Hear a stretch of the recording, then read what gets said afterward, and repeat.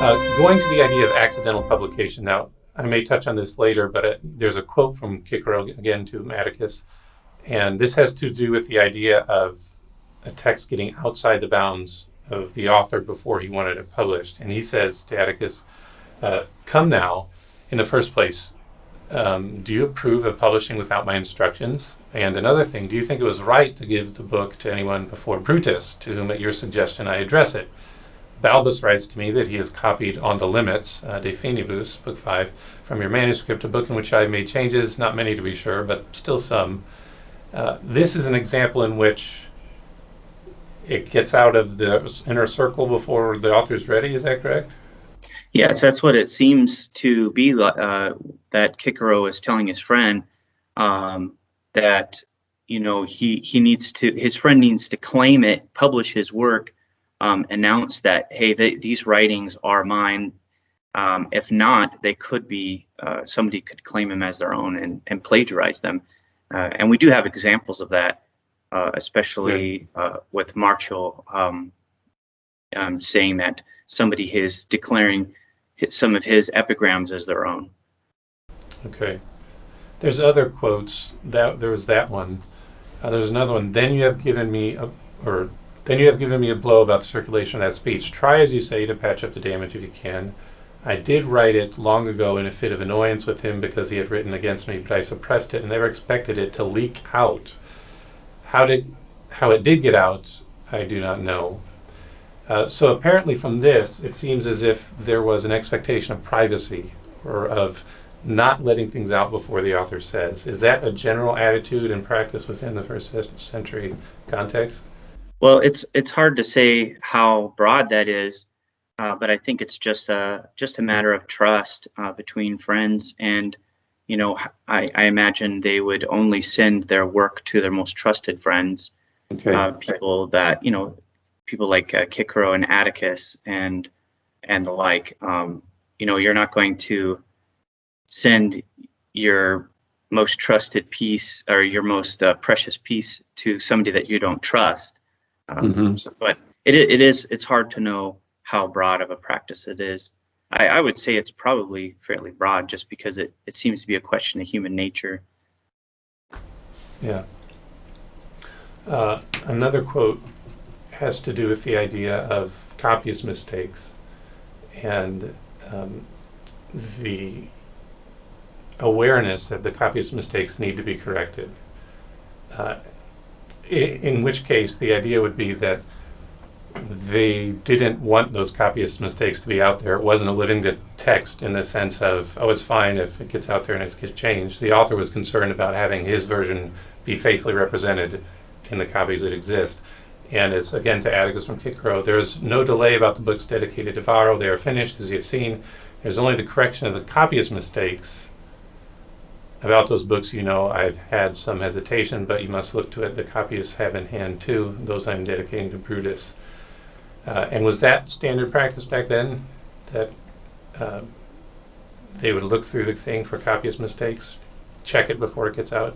Yeah, I think it's just a process, something, maybe he's expanding on it a little bit more of what he mentioned to Atticus. And Pliny is really the one that explains that a lot. I mean, he's living over 100 years later, but he has a real interesting description of the process of his writing, and it involves where he will read it out and have people comment, and it almost seems like he has a limited circulation between friends, and where it's almost like it's published but not really, and then they make comments before he finally feels like he's finished, and then he can, I guess, release it, or to use a modern term, publish it. So maybe Cicero is kind of describing in a different way some process like that. Here's the quote, if you want to read it out for us. Sure.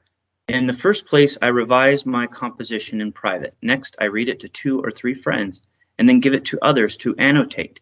If I doubt the justness of their corrections, I carefully weigh them again with a friend or 2. Last of all, I recite the piece to a numerous assembly, and this is the time, if you can believe me, when I exercise the most rigid criticism. for my attention rises in the proportion to my solicitude. Go ahead and comment on that quickly, if you would. Sure.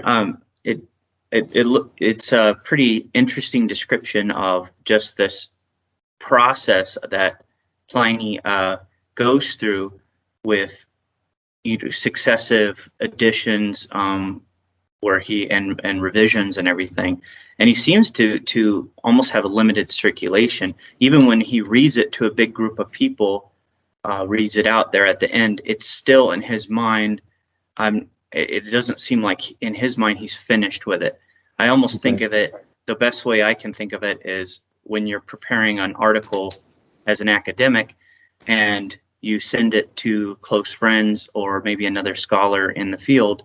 They help you, test what you're saying, maybe give you some critical feedback, and then you read it out at a conference like SBL, and you'll get, and that's a wider audience, and you may even have some limited handouts or something, and then you get feedback, and that would affect maybe your argument a little better before you finally finish writing it and actually submit it to a journal. Okay. And so it's it's an imperfect comparison analogy, but that's kind of what I'm thinking of, something along those lines, except with literature and the ancient world. It's remarkable to me that it's so similar to what we do today. We have word processors, we have computers, but we still, in a scholarly context, would take a piece of writing, revise it on our own, send it to a friend or two, and get their input, which you can see even in the dedications or introductory sections of scholarly books. I thank this guy for reading that chapter. I thank that guy for giving me his thoughts in that chapter, which is the exact same thing that they were doing back then. And yet, in our modern context, we don't say that there's multiple autographs of the book, or that there's no original autographic text. We just recognize that the compositional process has different stages, with the author intending to there be a final product that would be his work. Yes, and it would be recognized as his work, of course, with the understanding, culturally, that there would be other contributors. I mean, for example, when we publish a book and it's, let's say I write a book and I publish it, there's people that arrange the typesetting, people who pick a picture for the cover of the book, but yet it's still my book, and we understand in our culture that there are other people involved in that process. But that doesn't necessarily mean that denies the title that I am the author, or I would be in control of what that book was and its thesis, etc. Yeah. There's the idea of a second edition in a modern scholarly context. You correct your mistakes. You may even add something if there's been additional scholarship. And I want to touch on that later, but I want to stick here on the compositional practice of Pliny, because what we've touched on in that quote that I put on the screen, and you read much of it, was revising his composition in private, sharing it with 2 or 3 friends, and then giving it to an audience and getting their feedback. But there's actually a step before those. And I'm going to bring up on screen here a quote, and you can read it and tell us, give your comments of what you think about it. So go ahead and read it. Then I call my secretary, and opening my shutters, I dictate to him what I have composed, after which I dismiss him for a little while and then call him in again and again dismiss him. Does that have to do with him coming up with the words to say without writing them down, just rehearsing, going over the same idea again and again with what he says until he gets to a place where he's comfortable with what he's sort of come up orally, and then calling in a secretary to put it down in writing? Is that what the thinking is there? It seems like it.